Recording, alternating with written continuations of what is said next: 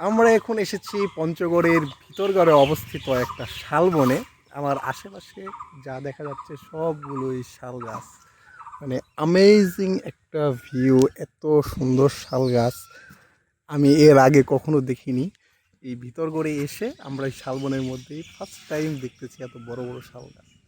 এখানে এসে তোমার কেমন লাগছে? আমার অনেক ভালো লাগছে। অনেক ভালো লাগছে। তুমি কি এর আগে এখানে এসেছিলে? এর আগে আমি একবার এসেছি, আজকে নিয়ে সেকেন্ড টাইম।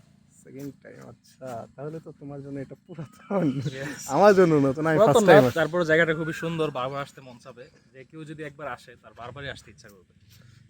তাহলে এই ভিডিওটা যারা দেখছেন সবাইকে আমি আমন্ত্রণ জানাচ্ছি এই শালবনে এসে ঘুরে যাওয়ার জন্য।